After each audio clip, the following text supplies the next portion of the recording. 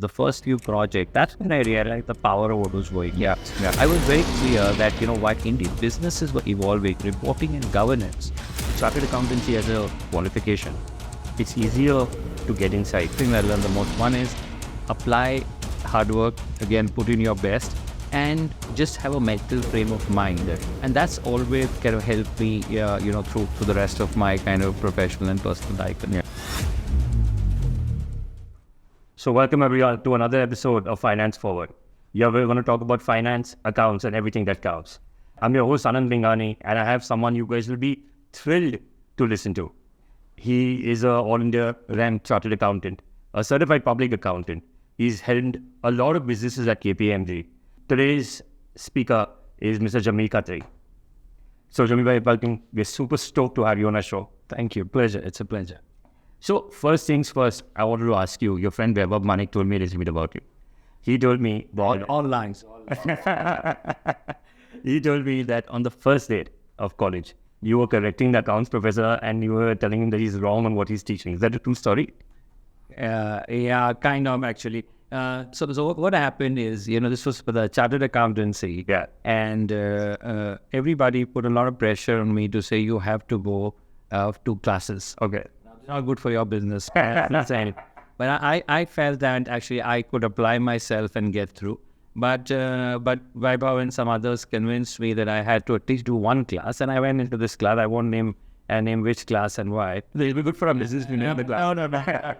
But I went for the class, and I actually realized, as Vaibhav pointed out, that what the professor was saying was not entirely correct. Okay. And of course I pointed that out, and he threw me out of the class.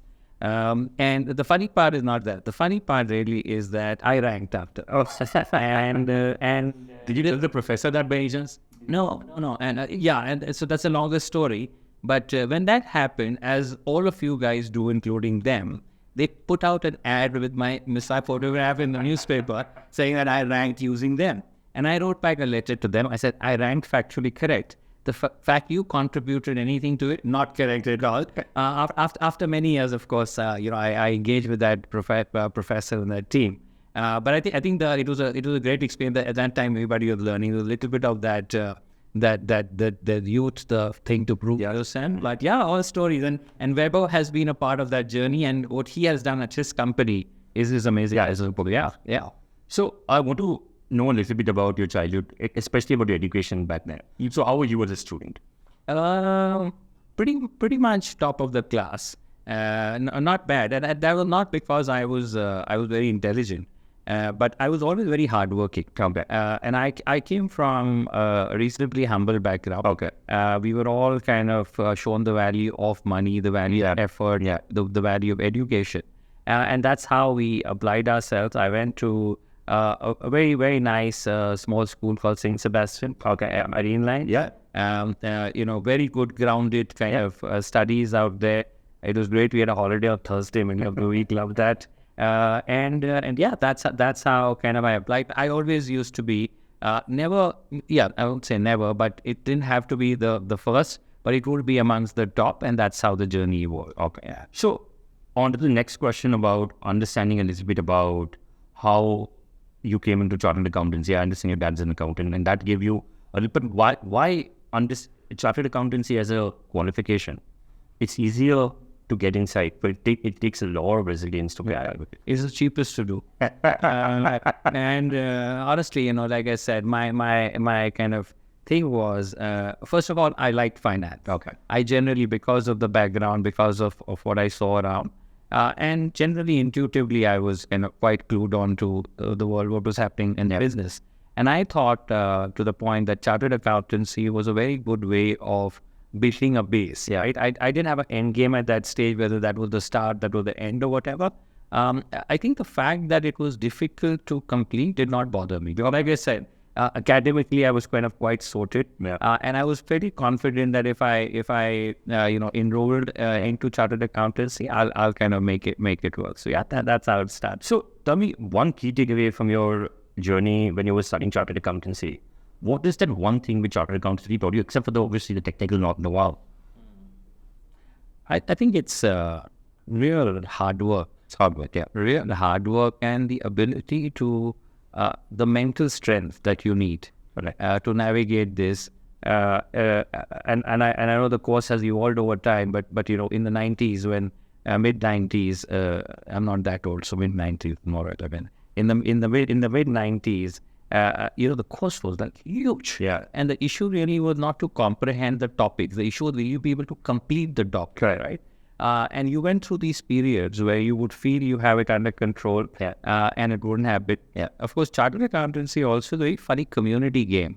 And there's a really funny story where, so I used to study at home for the most part, and I was encouraged by many people that why don't you go to a community library? And I went to the Institute Library at Cuff Parade, and I saw people of all ages, crises, and I saw a father and a son studying, and I remember one of these guys came to me and said, he didn't ask me for my name. He said, which attempt?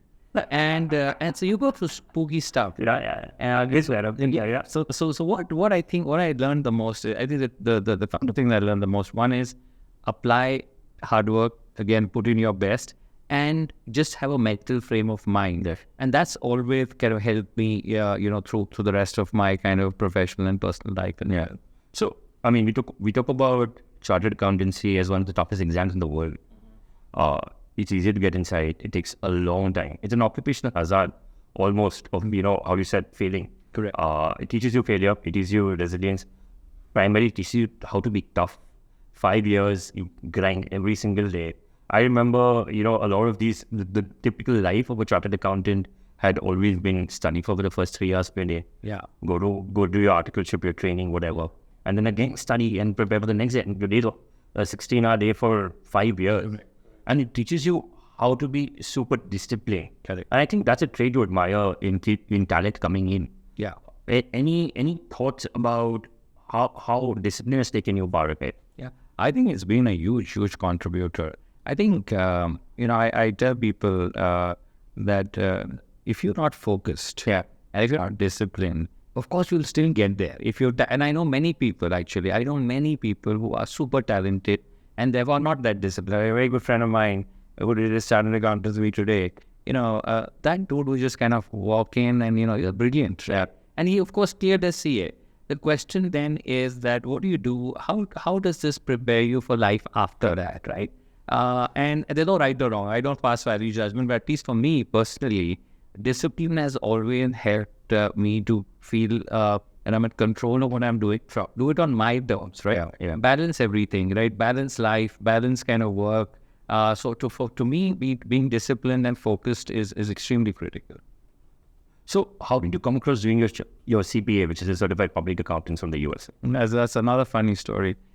So I had started practicing US GAAP very early in life when Indian companies basically started listing in the US. I was very fortunate. I worked with ICICI, I worked with Wipro, amazing experiences, those.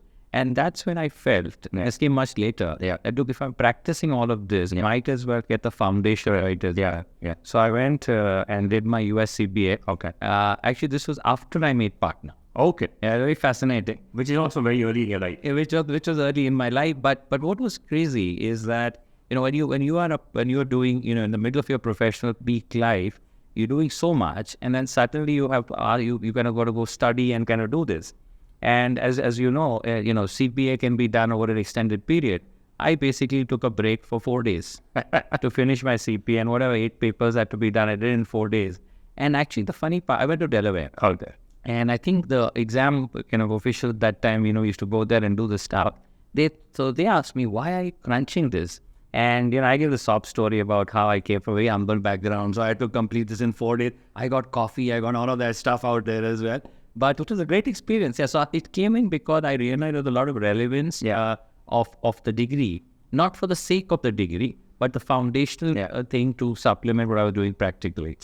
So one point, because you've done global education in CPA, more internalized in the ICI-driven chartered accountancy.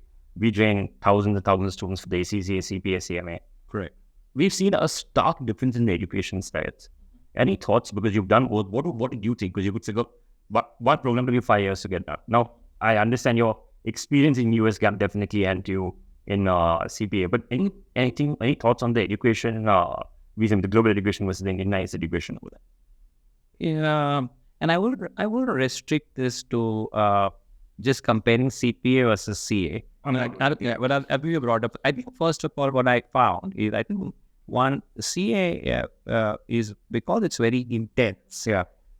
How much functionally what you learn is relevant is another story. Yeah. But how to apply yourself, I think, is something that you learn a lot more from doing a chartered accountants or the Indian education system. I think what the Western education system does is it opens you to many more things, actually. Yeah. It allows you to do a lot more. It allows you to think more broadly. So my son, Samir, is at Northwestern University. He's a sophomore doing maths and economics. And, the way he studies and the project-based learning that they do, the team-based kind of learning that they do, I think that kind of is a very different way. And it has some amazing positives, right? So I think when I was fortunate, in some way, I got the best of both worlds. I got the grounding on doing a chartered accountancy, and then I kind of got to see a different system, which kind of, in some ways, along with my work experience, prepped me for that broader thing as well. So yeah, that's the way. So a lot of people have told me, I've heard like stories and every other who's listening to us. Jamil Bhai is the ultimate professional. And I'll tell you why he is the ultimate professional. He went on to postpone his marriage for a year because he had a professional engagement which is conflicting with his marriage. It's actually 3:40 before. So of course, Mrudula has been spilling the beans here. So actually, okay. So once again, it's not as bad as it sounds. I would also understand how you convinced her to do that. Oh, because she's a thorough professional herself. Yeah. Actually, I think it always helps to have a spouse and a partner who's been there, who's understood it. And I think that came in handy. I think, look, from my perspective, the assessment always is that what is important at a point in time. Yeah. At different points in time, I found my personal life to be more important than my professional life. I made those calls. And at other points in time, including the point in time that you refer to, where I was working on two US IPOs, where a very prominent industry leader, who I will not name, he basically called with this request, listen, you are very critical to our listing. Would you mind deferring your marriage? And I think one thing I never react. Right? So I don't react with the, are you nuts? So of course I'll do it. Right.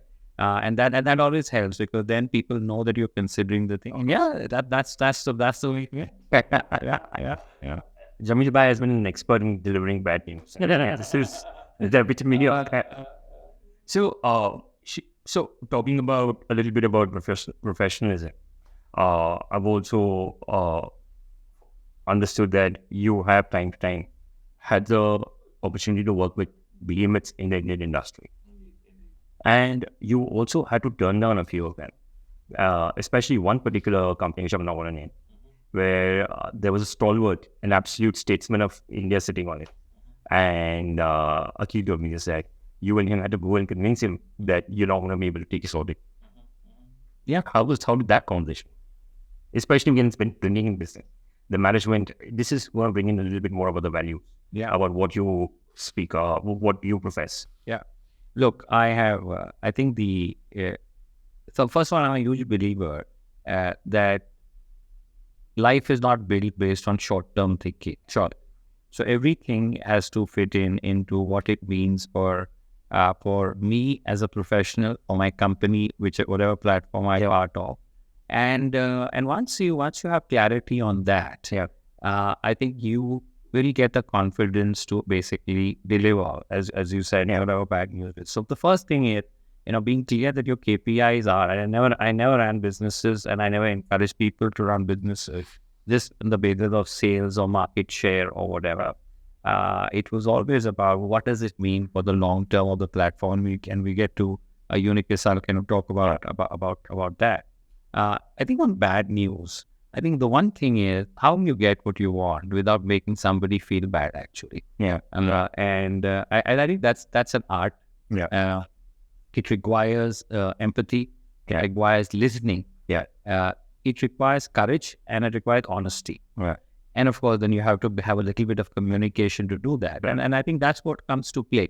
Now, of course, you can't go and tell somebody that, look, we don't want to audit you because we don't like you. So you got to find a way without sounding foolish and without taking them to be a fool on why you can't work with them. And, one has navigated that. And I've actually learned from a lot of people. I've learned a lot from Mr. Primji, actually. Okay. You value Wipro as an organization. Unbelievable organization, unbelievable values, unbelievable ethics. And I think the reason I bring that out is for them, I know that many times they had to turn down things, not do certain things, suffer certain format because of their kind of clear belief that they would not compromise. Wow. And in the ecosystem, there's so much pressure on building market value. Yes, exactly. And this is not in the IT business. So when you go back to the manufacturing business, the consumer business, the hardware business, a lot of happen. And I think I had the benefit to see a lot of these leaders firsthand, and they may or may not kind of remember. And that's about leadership, right? How we learn by observing. And so I observed that I learned a lot from him. I learned a lot from Anant Mahindra. To the people you look for, really amazing people in terms of how they have built organizations with values, actually. Yeah, and it trickles down from the top to the bottom. Very top indeed. And I think the fact that they do not, none of this can happen again if they do not think about values before short-term gains, right? So I think a long-winded answer, but I think what I really, I admired, I respected people like those. I tried to inculcate in my own small way, and worked out. Sure, we speak about values, and I think you're someone who loves, you like value a lot more in your personal life as well. Would you mind showing us which phone you're using at this point of time? That is, this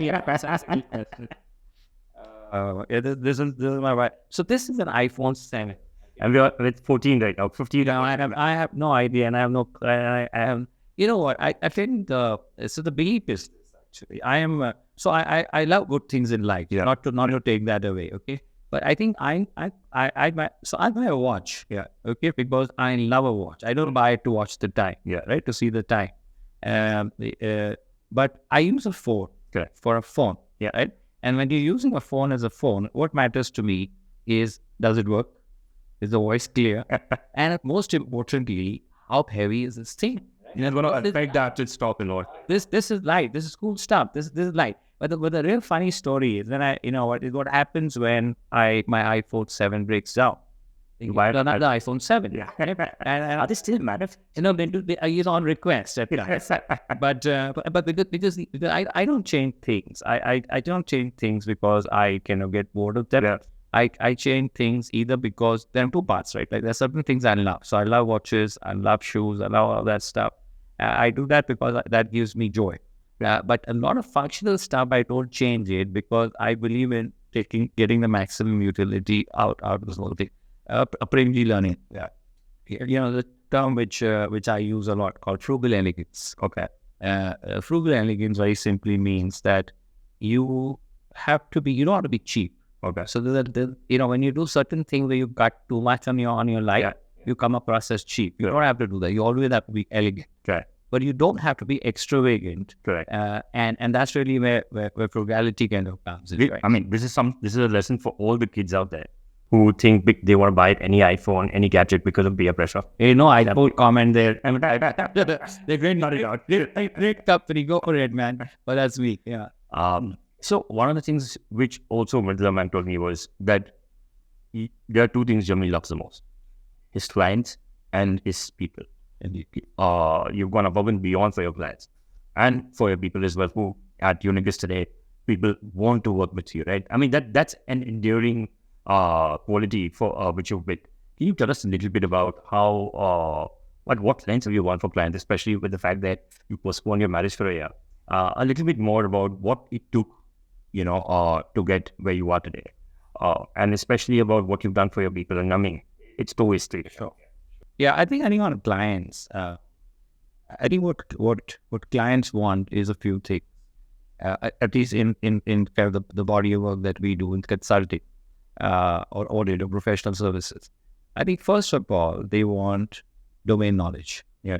If you do not have the highest domain knowledge, they will not respect you. I tell everybody, I tell all my people across that if you just become a generalist, Sure. you will not be trusted at the highest level. Of course, you could still be a salesperson. That's Right. But I think as a professional in my body of work, I realized first that it's very important for me to be at the cutting edge and be technically very good at what I did. Sure. So that's the first. The second thing that that clients love is actually they want to see you doing your best. Sure. Right? It doesn't matter whether you get the outcome they want, Sure. but how much effort did you put in to get them to what it takes from you? Did you listen? Listen? Do you show empathy for clients, right? And do you do this consistently? What I also kind of find that clients love is they love it when you effectively help them to connect the dots. Sure.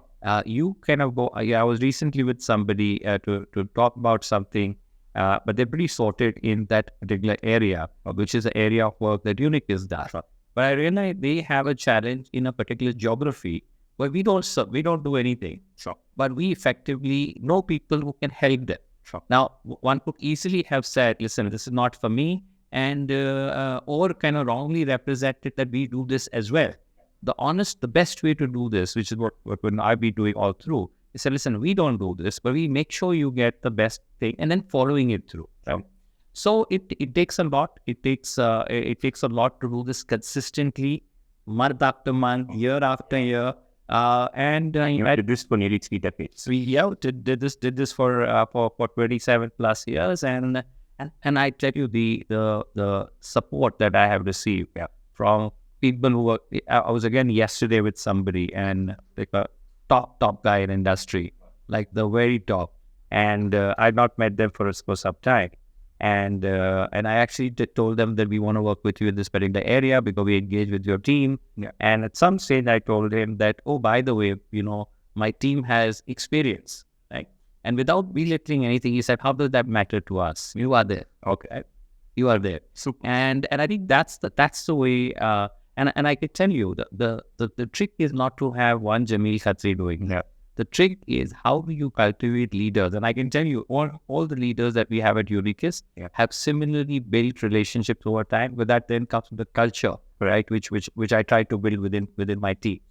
On talent, very, very nuanced kind of a thing this. First of all, I don't think you can mollycoddle people and just give them good news all the time. I personally think that leaders who do that are not respected by them, actually. Because they are taken as lightweights. You always try to be good to somebody. So what has worked for me?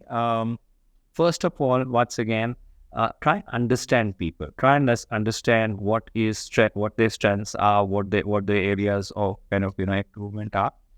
Second is try to help them. So In terms of their development, and that I also feel that most important thing in this is to communicate actually. How do you tell people the way kind of things are?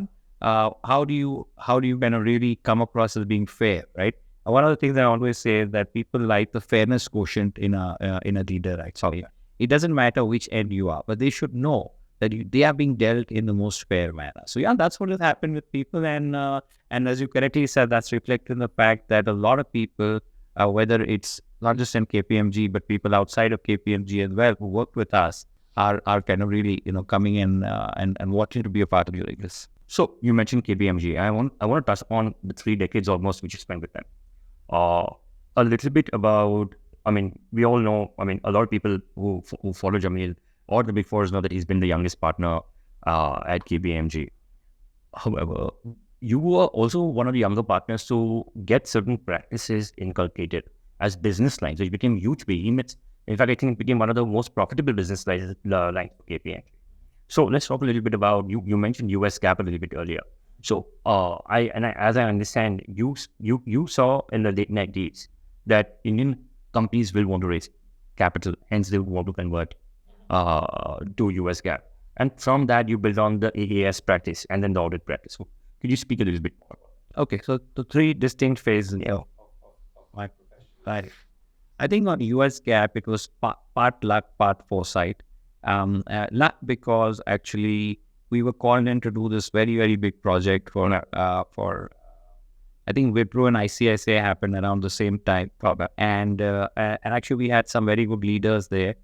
We had a leader at that time. The CEO of KPMG in India was Sridhar Iyengar, who is now an investor in Uniqus, based in Silicon Valley. There was another very senior leader called Albert Moody, who effectively had come down from the United States to head the US GAAP kind of practice.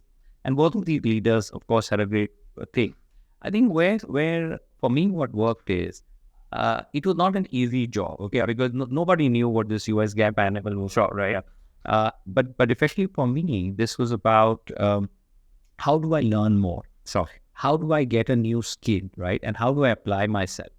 As I started doing this, the first few projects, that's when I realized the power of what was going on. Yeah. And actually for me, the thing was that these standards and these frameworks, and Sarbanes-Oxley regulation had come in. These were all standards which were leading to better reporting or better governance. And I saw that as the future for India, actually. I was very clear that, what Indian businesses were evolving, reporting and governance had to evolve as well to match up. And that's where the kind of story went. I'll tell you a really funny story.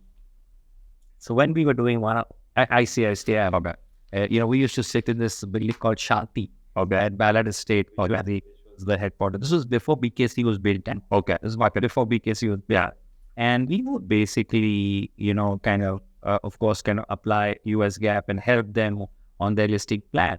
And we had a very interesting secretary. His name was Umesh Shigwan. And one day Umesh came and he told us very grandly, late in the night, he said, Jamil bhai, I now know the difference between us and the client. So I said, what? We have the books. So frankly, what we were doing is we were reading all night. Of course, there were a few people who had real practical experience, but we were all reading and we were all doing and then advising the client to apply. That required a lot of hard work, a lot of grit. And I was not the only one. There were like a lot of kind of people who kind of did that. So that was the story of US GAAP and the bit. And as they say, in the land of the blind, the one-eyed man becomes king. So I kind of became the one-eyed man who knew a little bit about this. I think accounting advisory was also a very fascinating story. So what had happened by that time is that I was doing well in my audit business as an audit compliance part. I was heading this practice, the US GAAP and SEC audit practice for KPMG. But actually I was getting a bit frustrated with the fact that I was only asking companies to comply, right? As an auditor. What I also saw is regulators were getting tougher, including, for companies listed outside India, the overseas regulators. But I realized that companies themselves did not have anybody to help them. And the question that kind of I was grappling with is, if somebody has a legal question, they go to a legal advisor. If somebody has a tax question, they go to a tax advisor. They have an accounting question. Who do they go to? And there was no answer actually. Right? So that's where, I said there's an industry to be built out here. And that's how the accounting and the advisory industry was built in India. Now, to be very fair, this used to happen well outside India. Germany was at the forefront of this at that point in time. I was very fortunate to work with the German leader there to better understand how kind of this whole thing worked. But that was the idea which I then took to the KPMG India leadership. A friend of mine, Russell Pereira, he used to be the CEO at that time. And of course, what they could not understand at that stage is, why did you need to do this as a separate business? Why could this not be done as a part of the independence question comes here? As a part of the audit business. And that's where actually my belief was that the mindset of a consultant is very different from the mindset of an auditor. If we kind of recruited and we did this within the audit framework, we wouldn't be able to do all the things that I said which clients really want in this case. And that's how accounting advisory was born. The next big challenge was, how do you convince people to join this not existed industry? And there were 7 people who joined me on that journey, all amazing people. My current co-founder, Sandeep Khetan and Uniqus, was one of the 7. At that time, he was at KPMG, and there were many other kind of amazing leaders. My first recruit there was a guy called Dinesh Jangit, who just got back from the UK. Poster boy for ECCA. But Dinesh was now heading the entire Middle East practice for Uniqus. But how to motivate these 7 people to leave very, very well-established positions and join a startup within a big company was amazingly But that talks a little bit more about your leadership style also. Yeah, From whatever they wanted also to work with you as much as you wanted them, right? and that's a very, very good point. Because by the time KPMG started in India in 1993, 94, all the big Indian business houses, Tatas, Mahindras, Birlas, HDFC, Hero, they were all already working with another auditor by the time KPMG came in. This is another big four. Which is another big four. And there was no reason for them to change auditor. So when the new Companies Act came in, which required companies to change auditors every 10 years, and when that was kicking in, of course, KPMG saw a big opportunity. And I saw that as a big challenge to catapult KPMG and kind of lead the audit business at that time. I, of course, first came in to work with a very dear friend of mine who is no more, Akhil Bansal. He unfortunately passed away. And then I took over the lead, when Akhil moved to a bigger responsibility. And that was a great journey. That was called Project Midas. That has been now in the history of, I think, audit rotation as one of the most successful programs. Colleagues like Akhil kind of played a very important role. Ridula played an important role at that time in that program. We basically, we kind of, catapulted that business to the biggest audit business. From number 4 to number 1. From number 4 to number 1. A lot of skeptics said that, at best you'll become number 3. If you're lucky, and you'll become number 2. But we actually went for the jugular. We became the biggest. When I moved out as the audit leader, we audited 45% of the BSE Sensex. Oh, wow. We audited 4 out of the top 5 companies on the index. And I tell you one trick there, actually. The trick was why we won and why others, of course, many people did well, but why we were more successful is because my belief from day one, this will not happen with 1 or 2 leaders. Correct. We had to empower all our partners and directors to feel that they could go and win in the market. So I spent a lot of time along with my leadership on building that culture within the broader partner director group. And we had tigers out there and then we won. So not too bad. So, I mean, I love talking about this story, but I also want to talk about certain times when life as a consultant and how difficult life as a consultant is sometimes. You more often than not, you're supposed to deliver bad news to your clients. I remember one instance which someone told me about, that you and your whole team was working on this one assignment, and it was a very large enterprise, and you'd called a board meeting. The CEO of the company had called a board meeting, and you actually had to go to them and tell them that, look, we've still not gotten to the helm of this, and I think they were in the middle of raising capital.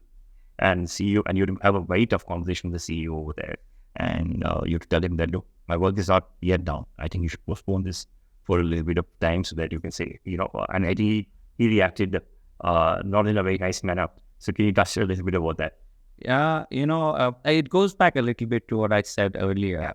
Look, first of all, I think, and not just in this story, but in this incident, but many others, I think it's about being honest. So in this situation, what I realize is that there were things which the client could have done better. There are things which we could have done better. The starting point is to acknowledge what you could have done better. But again, the equally important part is to explain very clearly with facts what kind of somebody could have done better. Now, sometimes what also happens is professionals get too caught up in the facts. Okay, so they don't know how to communicate. Right. They get too technical. They get too. Who cares a shit about section 194.37? Right? Nobody cares. Right? Yeah. I think you got to basically cut it down, and you got to say, what does it mean? Why is it not right for the company to accept? Right? And you got to give that news. You got to have the courage. You got to have the cost. Now, the other thing that you need to do, which I used to do very well, I used to line up everybody behind. So I knew that the next thing that will happen is this dude will call the CEO of the company tower. This guy will call Lance Tower. So I think the key is to make sure everybody is on your side. Get everybody, kind of focused. But you actually told this guy that, listen, it's okay to postpone the board meeting. Save your face, because getting to the due diligence of the matter would actually be more crucial for you. Than save your face. Then face straight.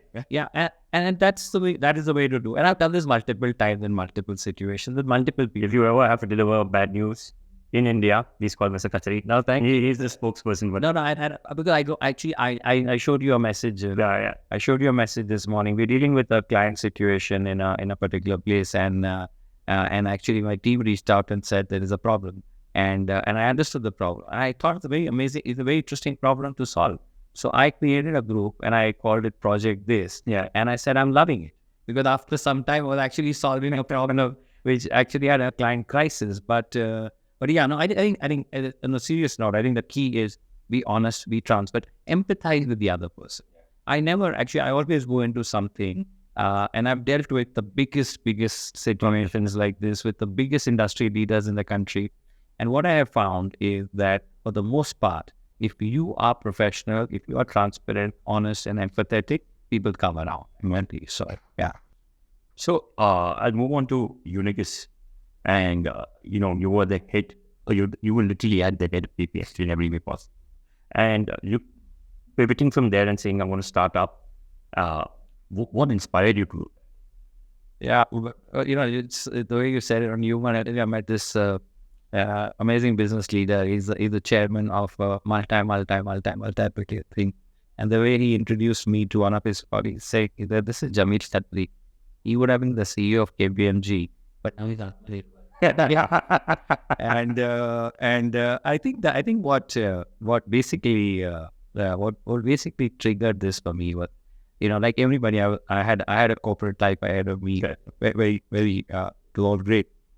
But at some stage, I think the question really was that can you create something which brings out the best of what you have observed and done, but also deals with some of the challenges that you have to deal with and not have to deal with, right?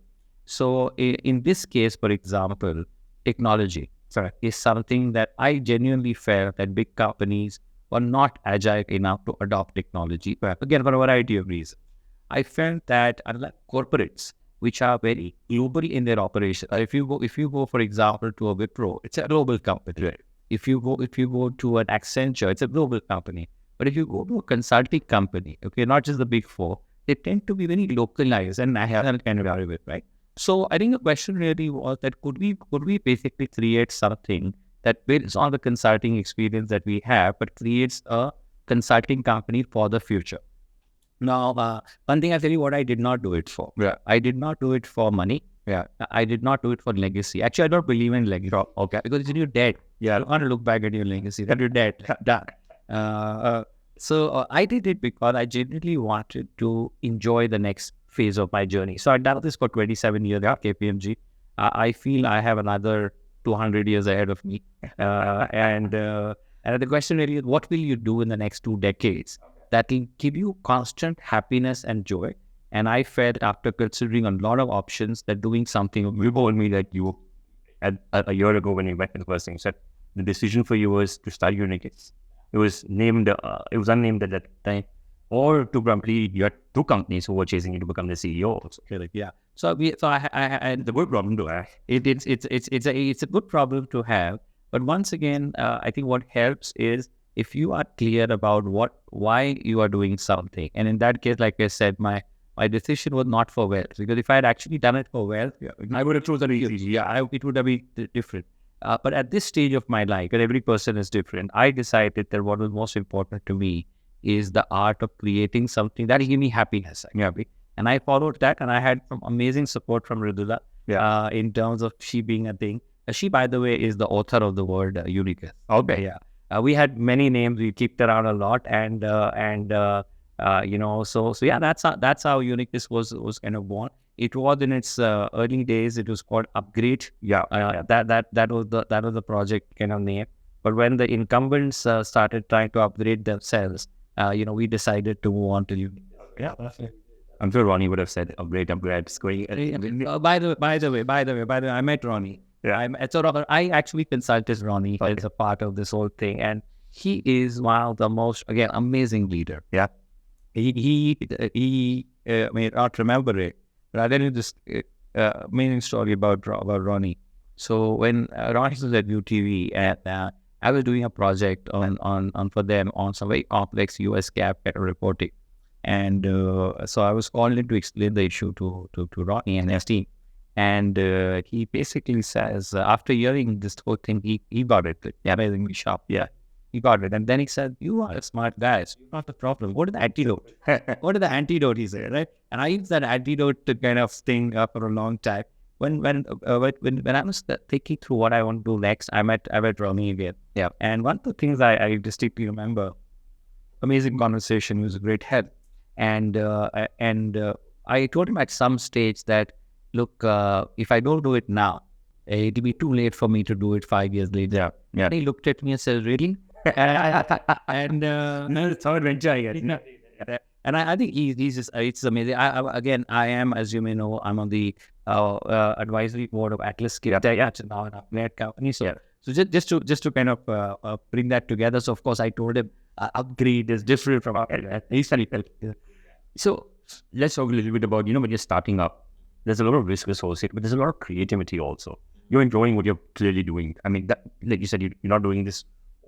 Money is it's parked, right? So right now it's more about what you want to do with the time equity, which you have. And you're enjoying to build a business.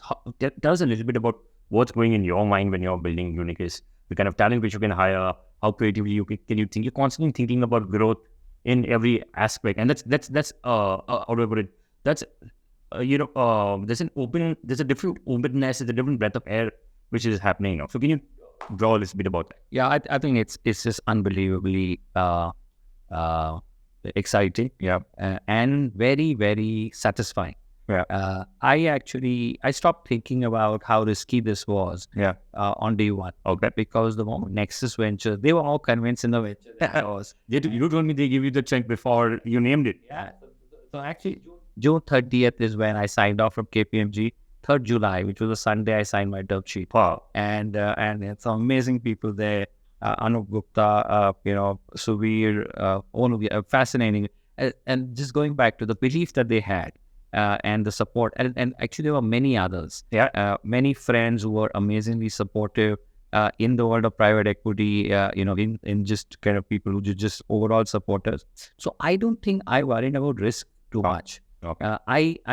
Even today, actually doesn't bother me. I don't feel that there is a risk. Having said that, every partner that I recruited, onboarded, I told them it's very risky. So you'd be clear. Because it's one, what I see. It's second is about what they kind of, how they weigh their decisions. But genuinely, I do not feel that bogged down, right? Yeah. You never know, and God has been kind. I think the opportunity really is, how do you create a sustainable, large-scale organization? Yeah. So the first thing that we decided as a part of that journey was that we did not want to restrict this to India. And that's the decision to go global from day one. Yeah. And that's been an amazing kind of a journey for us. We've got offices now in Dubai. We'll inshallah have offices in Riyadh shortly. Wow. Abu Dhabi. We will have offices on the East Coast and the West Coast of the United States. India, and of course, India continues to be a big player as well. So I think the ability to just think openly, not worry about things. Genuinely kind of work with people at talent who you like to work with. Yeah. That's a freedom, right? Yeah, all the leaders. You can choose all your guys. They are the top. They are the top 1% in whatever game they're playing. Yeah. And I'm fortunate to have them with me. And I think that the responsibility as well to be fair to them, to be kind of work alongside them, guide them. Each one of them will create something amazing, actually. That'll be great to hear. Yeah. So now, when we're talking a little bit about Uniqus, tell us a little bit about what you're exactly doing and what does ESG exactly mean. A little bit about what you're practicing. Because to the Janata who wants to work with you tomorrow, they should know what they're going to get there. It's risky, as he said. But let's hear from him about what would you guys be doing when you're working with him. Yeah, it's not risky for the staff, okay? Basically, I think the partners had to take that call, right? But so two businesses. Yeah. One is the accounting and reporting consulting business, which I used to head for KPMG globally. Very simply, think of it as any situation where in the finance function of a company, they need help, not from auditors, but from consultants who can help them solve a problem. So, for example, we are working on one of the world's largest acquisitions, where a $100 billion market company has acquired another $50 billion market company. You get to share names. No. And basically, we are effectively helping in the reporting integration of the acquirer and the target, because there are different reporting norms, different regulations, etc. We are doing a lot of work around technical accounting advice. We are doing a lot of work around internal control. So we don't do internal audit, but if you want very strong internal controls to be designed for your company, we come in. Sarbanes-Oxley, internal controls required in Abu Dhabi by the Abu Dhabi government, India, IFC. So we do all of that kind of body of work. We had companies who have scaled up very fast. So think of all the decacons and the unicorns where a business has grown, but finance function and processes may not have grown. As they go towards the IPO journey, how do you help them go through that IPO journey? So that's the body of work that we do in accounting advisory. Needs a few skills, needs skills around accounting, whether it is Indian GAAP, IFRS, US GAAP, Ind AS, whatever, needs knowledge of internal controls, or needs knowledge of technology. And I'll come to technology, in a bit. So that's one business. I call this an evergreen business. This business is not going out of fashion. It's not a fad. It will continue like this. As I said, I used to head this business, $1 billion business for KPMG globally. The second business is what I call what I see in the business of the future, which is the entire ESG and climate change consulting business. ESG is today in my mind, where digital was 10 years ago. Okay. So earlier people used to think that, we have a business and then there's a chief digital officer. Correct. Okay. And we do digital. Yeah. Now nobody thinks like that today. Yeah. Digital is everything we do. So whether it is the way you interact with your customers, with your employees, the way you sell products, effectively your distribution, is all digital. That's how digital has got over time embedded into core operations. Same thing with ESG. Today, the chief sustainability officer is somehow sitting outside of it some way, or is guiding the right way, but not truly integrated with business. I see that changing. Okay. And therefore, I felt that's a huge play to happen in the world of ESG. What we do there is we do everything from helping a company devise an ESG strategy, depending upon why are they doing it. They could be doing it because their customer is an American customer or a European customer. They could be doing it because they have a lender who's interested, investors, funds may be interested. So, or genuinely, a lot of people genuinely, want to do business for the good, right? So what's your strategy? What's your plan? What does it mean in terms of what are the material issues for you? So for example, what ESG means for a pharmaceutical company is very different from what it means for an IT services company. Sure. Right? For a pharmaceutical company, your effluents, your kind of, repackaging, your everything around your kind of energy consumption is very different as compared to an IT services. So what exactly are the material issues for you in the business you are in? Putting together a proper plan around it, helping companies to determine how will they measure it, what are the KPI they will set, and as people may already know, just like in the world of accounting, we have different accounting standards. In the world of ESG, there are equally high number of reporting frameworks. So you have GRI, you have SASB, you have now the BRSR in India. In the United States, the Security and Exchange Commission is proposing climate-related disclosures. So how do you, helping companies to comply with that, helping companies to deal with rating agencies. So there are different rating agencies doing different things. And finally, the technology to manage on the data that is required to monitor this. So that's what we do in the world of ESG. So typically skills required are, you effectively work that you've done in sustainability, work or an interest in environment and sustainability, green buildings related work, knowledge of kind of reporting under the ESG framework. Yeah, that's very critical. So you spoke a little bit about what it takes to understand business. Yeah. And I think this comes from your days in audit when you got to meet or go to audit companies. I remember when I was an article and I was sent to a diamond, a trader, and I was told to value stock. And foolishly, I went and said that you need to show me a diamond. And he's like, I'm not going to show you that.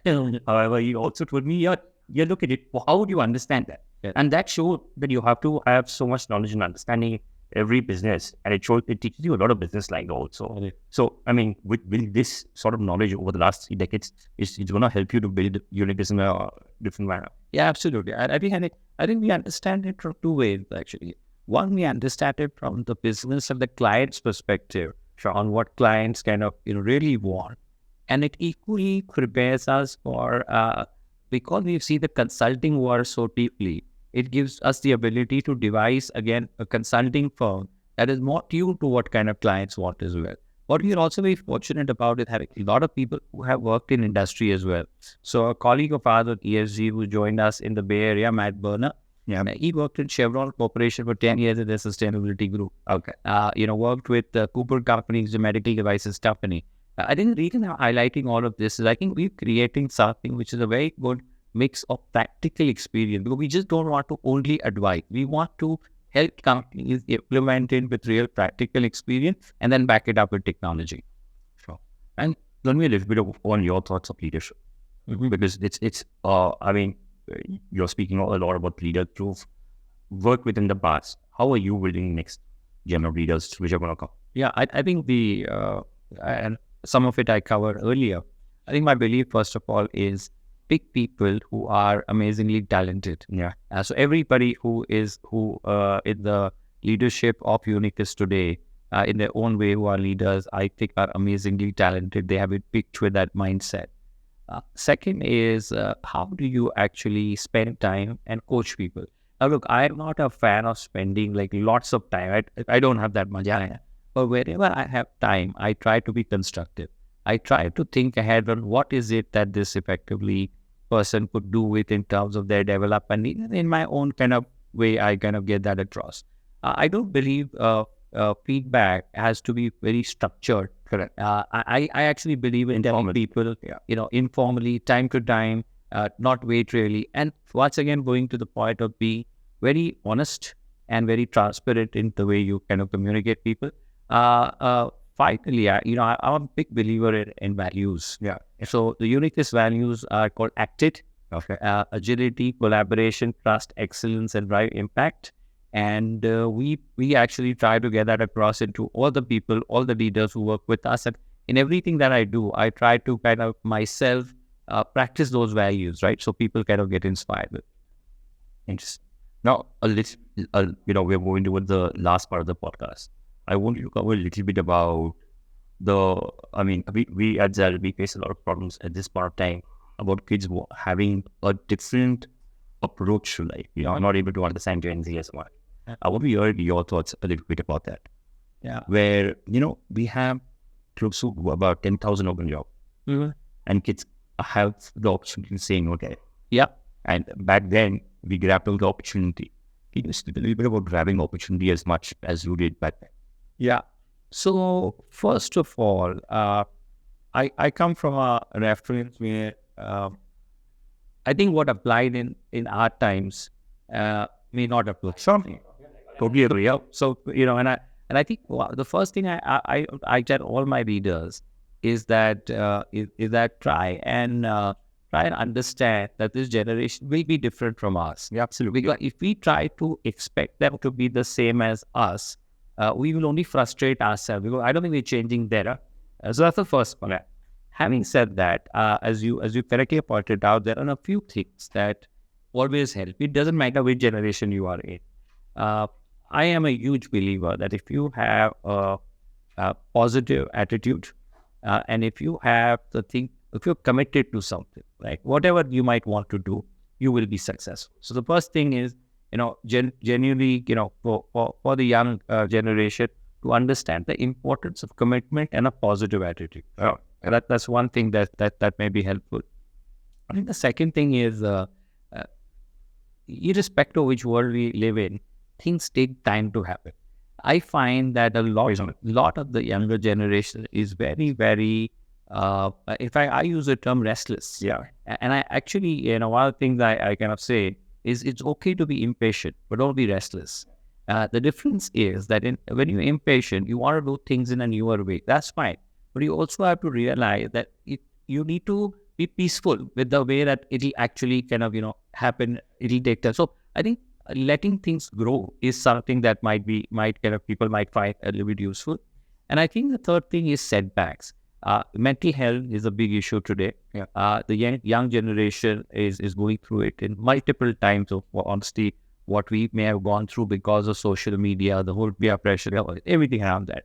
and therefore the ability to realize that that effectively you have to be resilient. You have to actually ask for help, seek help, whether it is personal help from friends of family, or even professional help. I think all that is okay. Yeah. So in a little way, I think what I feel is that if people start applying this, they will understand the value of jobs and professions a little bit better.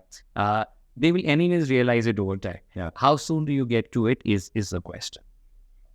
And I also know that you have a very keen interest in scaring people, especially when you're on a boat to Andaman. And I heard that you asked your wife that, how long will it take to reach Andaman? But she and the people around you were getting. So actually, the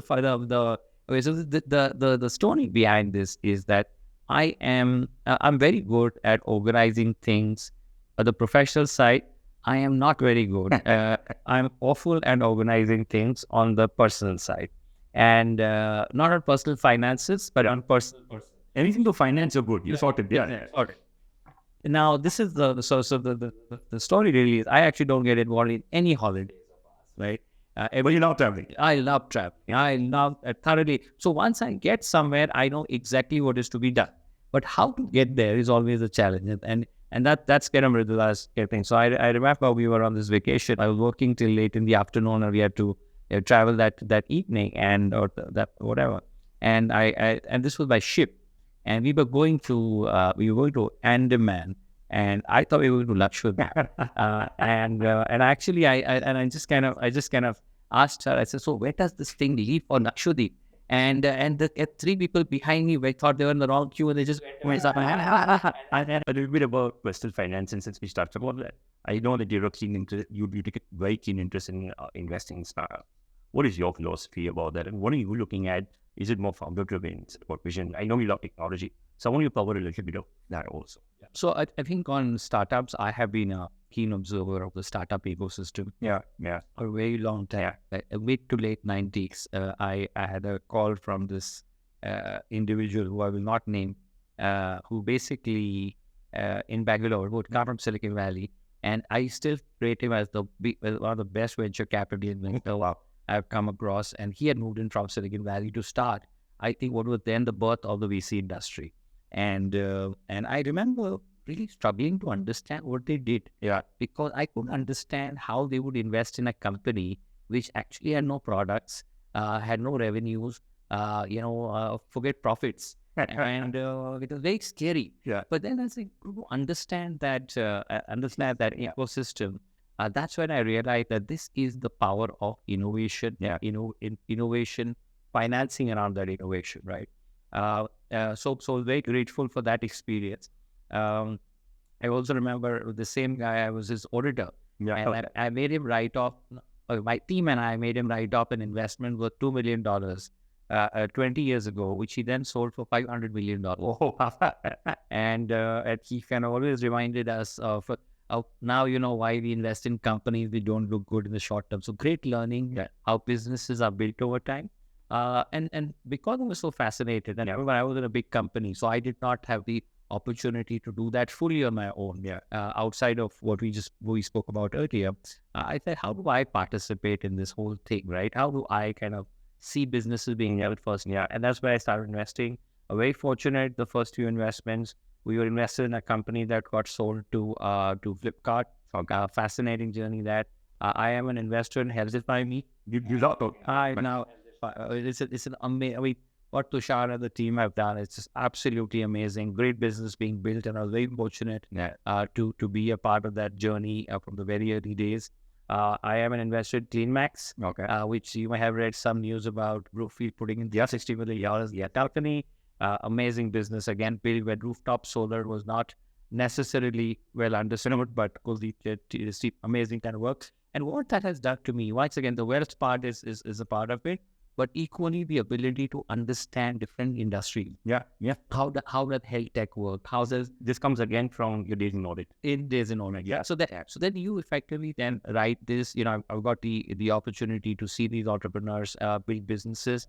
I've seen the power of technology. And just on that point you made, this is one of the big things we are solving at Uniqus. Because even as we bring in the best consulting talent, we want to solve the problem for via technology as well. Our chief technology officer joined us from Amazon. Oh, wow. Our deputy CTO is an Accenture US. A person who gets tech has worked in professional services as well. And what we believe that combination of technology and consulting skills is really going to help us in helping a client.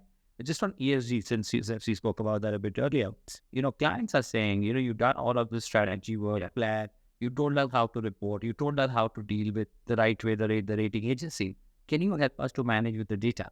Manage the data. Now, if you have to manage the data, you can't do that without a tech platform. Correct. Absolutely. So we are building/acquiring a tech platform, and we believe that we can do a lot with that. So yeah, that's really the belief. A lot of learning from the startup ecosystem. And just for a final point, Uniqus would not probably be would not have been scaled as quickly in this successful a manner if it were not for Nexus Ventures and the entire VC and angel community that kind of supported us. So grateful to that.